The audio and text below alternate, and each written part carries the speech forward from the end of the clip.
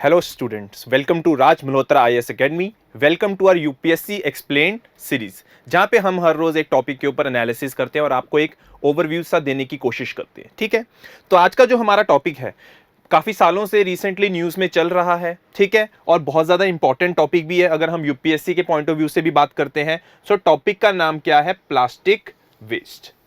आपको पता है कि जो वेस्ट है किसी भी फॉर्म में हो, whether it in the plastic form और इन द सॉलिड फॉर्म और in the electronic waste form, ये सब क्या है? हमारे लिए मैनेस है, क्योंकि इसके हार्मफुल इंपैक्ट्स इन्वायरमेंट के ऊपर, इकोनॉमिक कॉस्ट जो है वो बहुत ज्यादा है। तो इस चीज को बचने के लिए क्या क्या इनिशिएटिव्स चल रहे हैं गवर्नमेंट लेवल पे, ग्लोबल लेवल पे और इंडिया के लेवल पे, वो सब आज हम डिस्कस करेंगे। अलॉन्ग विद इट, कैसे हमारे देश में ट्रेडिशनल तरीके से वेस्ट को डंप किया जाता है as compare to global levels, और ग्लोबल लेवल्स में भी कैसे वेस्ट को डंप किया जाता है। ज्यादातर तरीके सेम ही होते हैं, और उसका बेसिकली क्या तरीके हैं जो हमने अभी इजाद किए हैं बेसिकली वेस्ट को हैंडल करने के लिए। और बेसिकली वेस्ट को अगर हमने हैंडल करना है तो इंडिया के कौन से स्पेसिफिक लॉज हैं जो इस वेस्ट को हैंडल करने की बात कर रहे हैं। तो सबसे पहले हम बात करते हैं how waste gets dumped.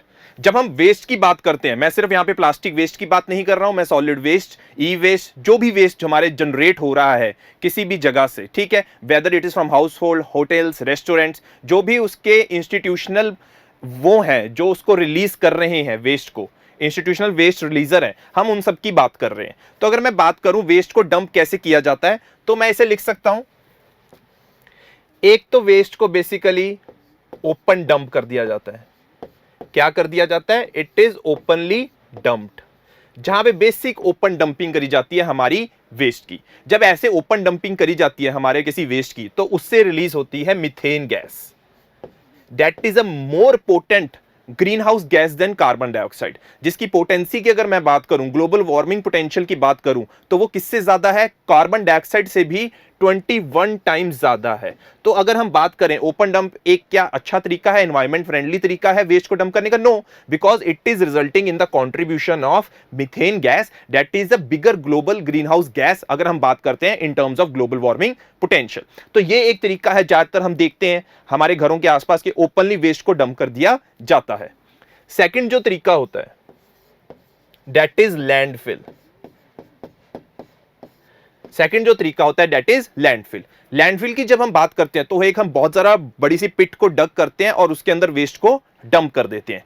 But जब हम ऐसी कोई पिट को ओपन कर रहे हैं और उसको डग इन कर रहे हैं और उसके अंदर वेस्ट को डाल रहे हैं, तो उसका एक नुकसान है, जो हार्मफुल केमिकल्स हैं दे मे गेट लीच्ड, लीचिंग हो सकती है इनटू द अंडरग्राउंड वाटर। उनकी क्या हो सकती है? उनकी लीचिंग हो सकती है अंडरग्राउंड वाटर में, and that can be very very harmful हमारे अंडरग्राउंड वाटर टेबल के लिए। तो दो मेथड देखे अभी तक, ओपन डंप और लैंडफिल्स, दोनों ही क्या है? एनवायरमेंट के लिए बहुत ज्यादा हानिकारक हैं। थर्ड अगर हम बात करते हैं इंसिनरेशन की, थर्ड अगर मैं बात कर रहा हूं किसकी? इंसिनरेशन की। तो अगर मैं वैसे इंसिनरेशन की बात करूं, that is the burning of the waste. अगर हम बर्न कर रहे हैं वेस्ट तो उससे हो सकता है टॉक्सिक गैसेस और dust, it will be released into the atmosphere.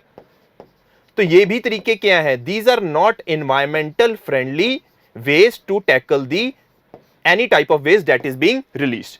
तो वेस्ट के अंदर अभी तक हमने सिर्फ तीन तरीके देखे हैं, ओपन डंप्स जिससे मीथेन गैस रिलीज हो रही है, लैंडफिल जिससे लीचिंग प्रोसेस हो जाता है, and then it is incineration जिससे हार्मफुल टॉक्सिक गैसेस रिलीज हो रही है एनवायरमेंट के अंदर। इसी को देखते हुए एक एनवायरमेंटली फ्रेंडली तरीका है दैट इज कंपोस्टिंग। जो भी वेस्ट है उसके ऊपर, जो बायोडिग्रेडेबल है उसके ऊपर कौन एक्ट करें? Bacteria and fungi. That is a very environmental friendly way to tackle the waste, क्योंकि इससे क्या रिलीज होगी? ह्यूमस की लेयर बनेगी that will be rich in nutrients. As we know decomposition process में क्या होता है, जिसमें वेस्ट को डिग्रेडेशन होती है थ्रू बैक्टीरिया एंड फंजाई। इसको हम क्या कहते हैं? हमारा basically composting. And if I add bacteria fungi के साथ अर्थवॉर्म्स को ऐड कर दूं, तो उससे एक नया प्रोसेस निकल आता है दैट इज वर्मी कल्चर। तो ये अगर जो तरीके देखे जाएं, वर्मी कल्चर या कंपोस्टिंग, ये बहुत ही ज्यादा एनवायरमेंट फ्रेंडली तरीके हैं, जिससे कि हमारे पास एक ह्यूमस की लेयर बन रही है that is very very rich in nutrients, जिससे फिर आगे प्लांट्स इनटेक कर सकते हैं nutrients from this layer of humus. तो हमारे पास ये कुछ तरीके हैं जो बेसिकली अगर हम बात करें वेस्ट को कैसे ट्रीट किया जा सकता है। वेस्ट को कैसे ट्रीट किया जा सकता है, ज्यादातर अगर हम देखें ये 3 तरीके फॉलो किए जाते हैं वेस्ट को ट्रीट करने के लिए all over the world, that is open dumps, landfill and incineration. I hope आप ये चीजों को ऑब्जर्व भी करते हैं अपने डेली लाइफ में व्हेन यू सी कि कैसे वेस्ट को ट्रीट किया जाता है। बट अगर एनवायरमेंटल फ्रेंडली तरीकों की बात करें then the treatment shall be done by this composting and the vermi culture.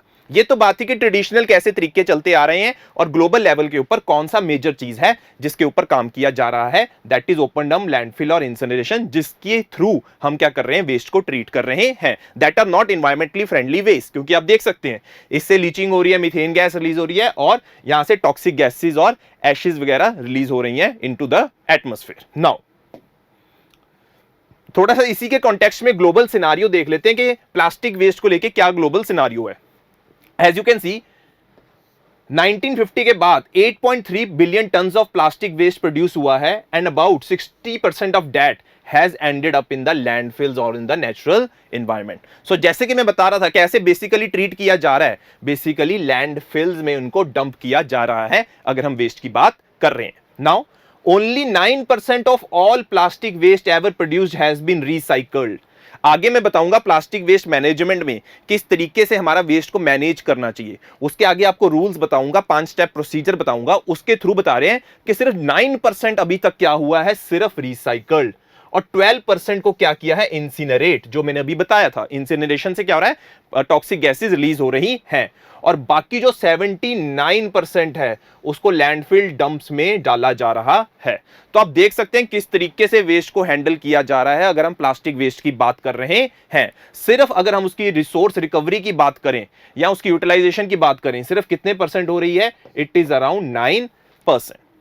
Plastic waste whether in a river और ओशन और land can persist in the environment for centuries. ये इसकी खासियत होती है प्लास्टिक वेस्ट की, क्योंकि ये ज्यादातर क्या होता है, नॉन बायोडिग्रेडेबल होता है। इट इज नॉन बायोडिग्रेडेबल, उसे डिग्रेडेबल इजीली नहीं किया जा सकता, जिसकी वजह से it can stay in the environment for centuries. And by 2050 the amount of plastic in seas and oceans across the world will weigh more than the fish. इतनी ज्यादा कंसंट्रेशन बढ़ने वाली है, जिस तरीके से हमारे डेली लाइफ में प्लास्टिक का यूज बढ़ गया है, उसको मद्देनजर रखते हुए इसकी तादाद जो है, इसका वेट है, it can be more than the weight of the fishes in an aquatic ecosystem. So we can see how the plastic waste is a menace for all of us, for the ecology, for the environment and for the biodiversity of an ecosystem. Now if I talk about India, it generates around 26,000 tons of plastic waste every day. India का ये scenario बहुत important है, आप अपने answers में quotes कर सकते हैं जब आप मेंस का आंसर लिख रहे हैं कि इंडिया 26,000 टन का प्लास्टिक वेस्ट हर दिन जनरेट कर रहा है and over 10,000 ton of which is not collected, जिसमें से 10,000 तो कलेक्ट भी नहीं किया जाता। तो आप देख सकते हैं कितनी बड़ी समस्या है अगर हम बात कर रहे हैं किसकी, प्लास्टिक वेस्ट की। ओवरऑल नंबर्स की बात करें, ओवरऑल फिगर्स की बात करें, और कितनी तादाद आने वाले टाइम में बढ़ सकती है।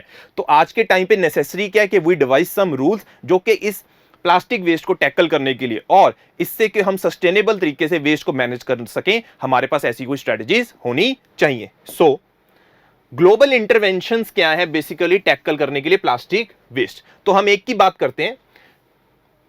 Alliance to end plastic waste एक अलायंस है जो कि कोलैबोरेट कर रहा है यूएन हैबिटेट के साथ। ध्यान रखना, एक alliance to end plastic waste है, अगर इसे मैं बात करूं, एक अलायंस है that is collaborating with UN Habitat to implement solutions towards a circular economy, creating business and livelihood opportunities while enhancing resource recovery. Basically अगर हम बात करें वेस्ट को एज अ वेस्ट की तरह ना देखें, एज अ रिसोर्स की तरह देखें, so we can generate an economy out of it, we can do a business out of it. तो वही चीज को करने की कोशिश कर रहा है alliance to end plastic waste by integrating with UN Habitat. वो उसका क्या यूज करना चाहता है, it intends to use the UN Habitat waste wise cities tool. उनका एक वेस्ट वाइज सिटीज टूल को इंप्लीमेंट करना चाहता है to map waste flows and assess potential plastic leakage from waste management systems, कि जब हम वेस्ट को मैनेज कर रहे हैं तो कितना प्लास्टिक पोटेंशियल लीक हो रहा है, कितना उसको कलेक्ट नहीं किया जा रहा है। तो बेसिकली अगर हम प्लास्टिक को एज अ रिसोर्स की तरह देखें then it can be a big boom for us. हमारे लिए ये बहुत बड़ा, अगर हम बात कर सकते हैं, बूम हो सकता है। अगर इंडियन इकोनॉमी की भी बात कर रहे हैं, ग्लोबल इकोनॉमी की भी बात कर रहे हैं, अगर हम प्लास्टिक को क्या देख रहे हैं, एज अ रिसोर्स जिसको रिकवर करके, मैं आगे बताऊंगा कि कैसे उससे आप एनर्जी जनरेट कर सकते हैं और फ्यूल जनरेट कर सकते हो। This collaboration supports the waste Vice cities challenge to clean up and establish sustainable waste management. This point is very important. जब भी हम वेस्ट मैनेज की बात करते हैं मैनेजमेंट की, then it shall be sustainable waste management in 20 cities around the world by 2022. तो 20 cities में बेसिकली ये सस्टेनेबल वेस्ट मैनेजमेंट को अप्लाई करना चाहते हैं बाय 2022. तो एक ये मेजर ग्लोबल इंटरवेंशन है जिससे हम बात कर रहे हैं, जो डील कर रहा है प्लास्टिक वेस्ट के साथ, और उसके साथ बहुत सारे रीजनल गवर्नमेंट्स हैं, लोकल गवर्नमेंट्स हैं, नेशनल गवर्नमेंट्स हैं, स्टेट गवर्नमेंट्स हैं, जो अपने कंट्री लेवल पे बहुत ज्यादा काम कर रही हैं अपने प्लास्टिक वेस्ट को कम करने के लिए. जैसे इंडिया ने अनाउंस कर दिया था कि वो सिंगल यूज प्लास्टिक को बाय 2022 बैन करना चाहता है. तो हर कंट्री ने अपने तरीके से अपने कमिटमेंट्स बता रखी है how they want to handle the plastic waste. Now if I come to India, तो बेसिकली अगर हम ब्रेक थ्रू बात करें कि इंडिया ने कौन सा ब्रेक थ्रू किया प्लास्टिक वेस्ट को मैनेज करने के लिए, तो it was through this plastic waste management rules, जिसको मैं आगे बताऊंगा कि ये प्लास्टिक वेस्ट मैनेजमेंट रूल्स क्या है, जिसके अंदर बात करी गई है सेग्रीगेशन एट सोर्स की. That is very very important. सबसे पहली बात क्या करी गई है, सेग्रीगेशन एट दी सोर्स. आगे मैं एक्सप्लेन करूंगा कि क्या मतलब क्या है. सेकंड, इसके साथ प्लास्टिक वेस्ट मैनेजमेंट रूल्स एक नया कंसेप्ट लेके आए हैं, that is EPR, extended producer responsibility. मतलब क्या है कि अब जो प्रोड्यूसर जिस चीज को बना रहा है, सपोज करो कोई प्रोडक्ट बना रहा है जो कि एक सा प्लास्टिक वेस्ट जनरेट हो सकता है, तो उसकी जिम्मेवारी है उस सिस्टम मैकेनिज्म डिवाइस करने की जिसमें वो वेस्ट को कलेक्ट कर सके और उसको ट्रीट करने की फैसिलिटीज बना सके. So now the onus is on the producer. सबसे बड़ी बात है, ओनस किसके ऊपर है, प्रोड्यूसर के ऊपर है to handle the plastic waste. और if I talk about the solid waste और I talk about the electronic waste. और जो alliance to end plastic waste था जिसकी अभी हमने बात करी थी, वो बेसिकली प्रोजेक्ट वायरल के ऊपर भी वर्क कर रहा है, that wants to reduce plastic waste in the Ganga river. तो प्लास्टिक वेस्ट गंगा रिवर में भी हम कम करने की कोशिश कर रहे हैं. ठीक है गाइस. नाउ अगर मैं बात करूं प्लास्टिक वेस्ट मैनेजमेंट की, तो उसके कुछ स्टेप्स होते हैं, समझ लीजिए. सबसे पहला कि उसको सेग्रीगेट करो सोर्स पे ही. हर चीज सेग्रीगेट होगी then it will be easy to आगे रिसाइकल या रिकवर करने की बात कर रहा हूं. तो first is segregation at source. Second is safe transportation. उस वेस्ट की क्या होनी चाहिए, it shall be safe transportation. Third, maximum waste shall be recycle. जो रिसाइकल हो सकता है वेस्ट, प्लास्टिक वेस्ट, उसको क्या कर देना चाहिए, रिसाइकल कर देना चाहिए. जो आने वाले टाइम में जो रिसाइकल्ड वेस्ट है किसी और इंडस्ट्री के लिए रॉ मटेरियल बन सकता है. Fourth is this is the maximum. अगर हम बात करें वेस्ट को कन्वर्ट करना है हमने एनर्जी में, अगर हम इसको कर सकते हैं, कर पा रहे हैं, then this is maximum we call resource recovery. This process is recovery process, जिसमें हम वेस्ट से क्या कर रहे हैं, जनरेट कर रहे हैं बेसिकली क्या, एनर्जी या फ्यूल जनरेट कर रहे हैं, जो आगे वाले टाइम में बहुत अच्छे पर्पसेस के लिए भी यूज किया जा सकता है. And last I talk about if there is some waste जो आगे ट्रीट नहीं किया जा सकता, सो आपके पास तरीके बहुत सारे हैं जो हमने पहले भी बताया था. लैंडफिल कर सकते हो, डंप्स में डाल सकते हो, अगर कम है वेस्ट इंसिनरेट कर सकते हो. मैक्सिमम बेस्ट प्रोसेस क्या होगा कि यू डू वर्मी कल्चर, या उसकी क्या करा दो, कंपोस्टिंग करवा दो. अब आपने प्रोसेस देख लिया कि प्लास्टिक वेस्ट है, उसको सेग्रीगेट करो सोर्स के ऊपर, उसे सेफली ट्रांसपोर्टेशन करो, फिर उसमें से रिसाइकलिंग करो, और जो बच गया है उसको मैक्सिमम क्या कर दो, रिकवर कर दो एनर्जी या फ्यूल के अंदर. अब देखो इसके लिए दिक्कत कहां पे आती है, प्रॉब्लम है कि we have the rules, we have all the rules on the paper, but it's just that there are also, अगर मैं इसके रिलेटेड बात करूं कि रूल्स पेपर पे हैं, there are some startups that have implement or that have developed the devices to convert waste to energy. उन्होंने ऐसी स्टार्टअप्स बना चुके हैं जो वेस्ट को एनर्जी में कन्वर्ट कर रहे हैं, but it is the onus now on the producers.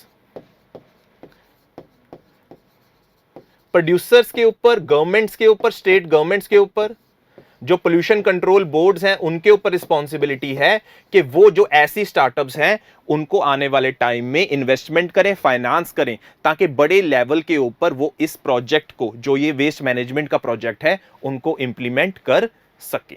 So now the onus is on each one that is involve in this plastic waste management process. Clear है guys? So this was about, if I talk about plastic waste के बारे में, how the waste get dumped, क्या क्या तरीकों से dump किया जाता है, क्या ग्लोबल सिनारियो है, क्या इंडियन सिनारियो है, उसके बाद क्या ग्लोबल स्टेप्स हैं, क्या इंडियन स्टेप्स हैं। इंडिया में जैसे प्लास्टिक वेस्ट को बैन करने की बात कर दी गई, सिंगल यूज को, और उसी के साथ हमारे प्लास्टिक वेस्ट मैनेजमेंट रूल्स हैं जो हमें बताने की कोशिश कर रहे हैं कि कैसे आपको क्या करना है, वेस्ट को कलेक्ट करना है, प्रोसेस करना है और सेग्रीगेट करना है। और इसके अंदर जो मेजर चीज है दैट इज EPR। ये सारी रिस्पॉन्सिबिलिटी प्रोड्यूसर के ऊपर भी डाल दी गई है under the extended producer responsibility. सो ठीक है guys, so this was regarding this plastic waste. Next time हम मिलेंगे किसी और टॉपिक के साथ जिसके अंदर हम उसकी भी इसी तरीके से एनालिसिस करने की कोशिश करेंगे। Thank you.